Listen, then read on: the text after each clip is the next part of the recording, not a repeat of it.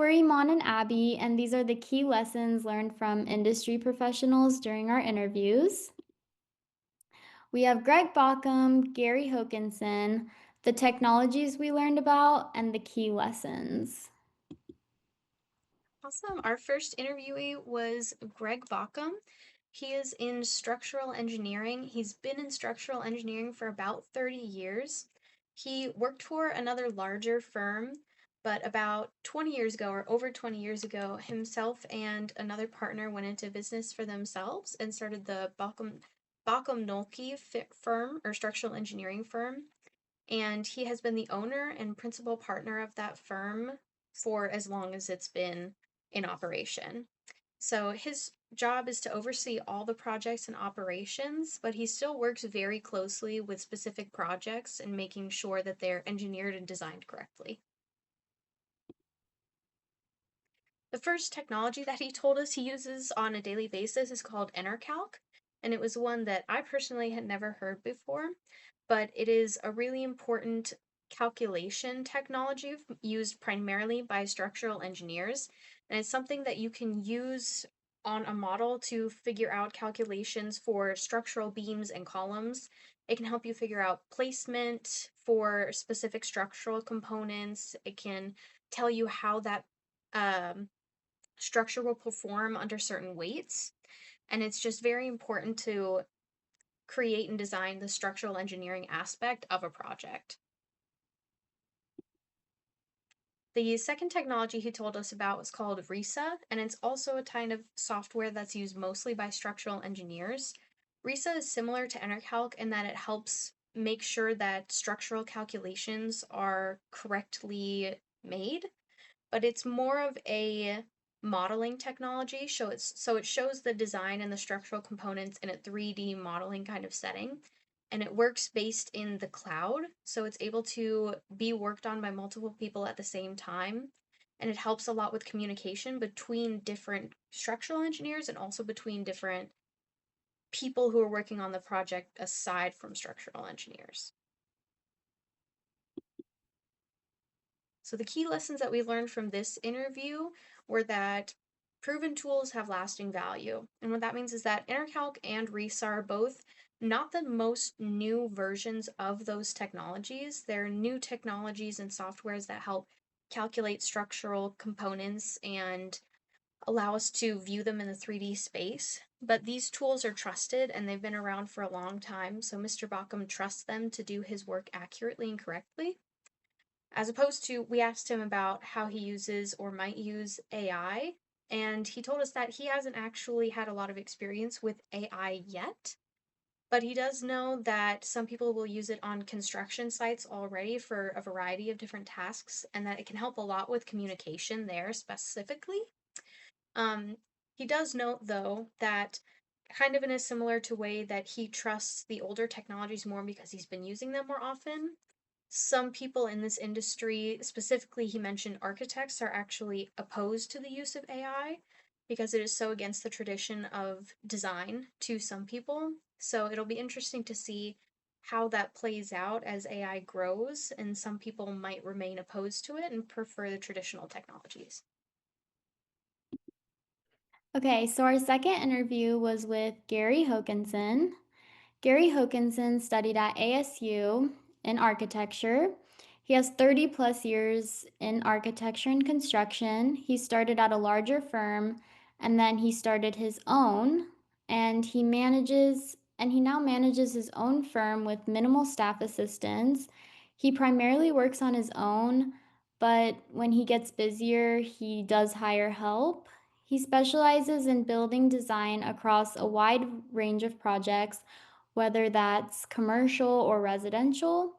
And the two main technologies that he uses are AutoCAD and Revit, and he has extensive experiences with both.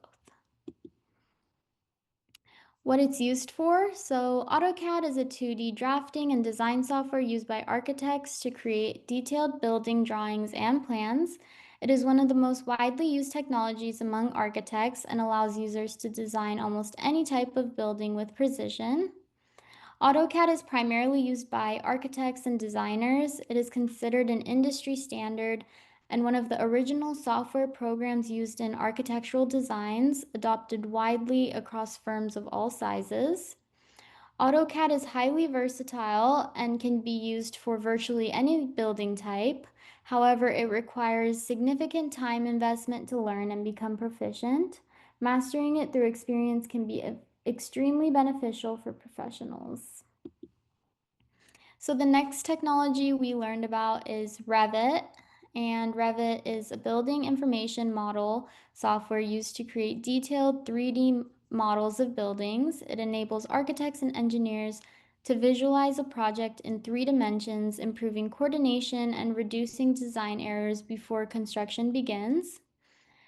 Revit is widely used by architects, structural engineers, and MEP engineers.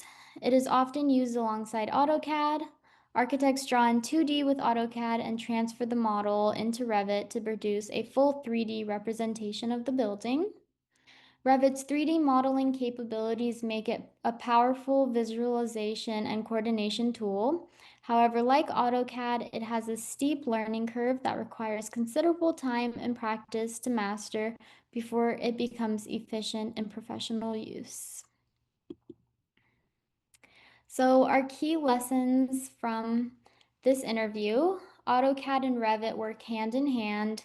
As he mentioned, you can create 2D drawings and 2D drawings from AutoCAD and transfer them over to Revit where you can see the 3D model. AutoCAD has been a foundational tool in architecture for decades. It is widely adopted across the industry. Its wide adoption across the industry means that learning it thoroughly is an investment that pays off throughout an entire career. Designing in AutoCAD and transferring to Revit for 3D illustrates how different tools serve different purposes. Modern construction professionals need fluency in multiple software environments. Both AutoCAD and Revit require significant practice before a user becomes truly proficient. Gary emphasized that hands-on experience over time is the most effective path to mastering these tools. Gary manages a full architecture practice with minimal staff, made possible by powerful software tools. Technology enables even small firms to deliver high-quality professional services at scale. And this is just a comparative summary of the different technologies.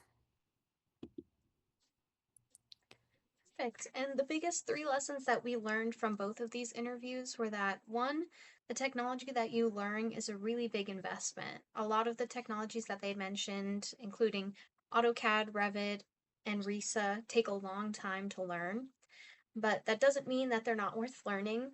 It just means that you need to reserve a lot of time to make sure that you know those technologies well. The second one is that integration is really important for technologies to go the extra mile in being helpful. RISA's being able to be used in the cloud and AutoCAD and Revit being able to communicate with each other makes that software so much easier to use and also to communicate with other people who are working on the same project who might have different technologies. The third one is that it's really important to embrace the new things that are coming, like AI, and be ready for them and learn about them. But it's also important to know when it's okay to step back and use older technologies that we trust the most, like Mr. Bauckham usually does with his older softwares that he's trusted for a very long time. But I believe that is all that we have for you today. These are the lessons that we learned and the technology we learned about. So thank you very much. Okay, Okay. perfect.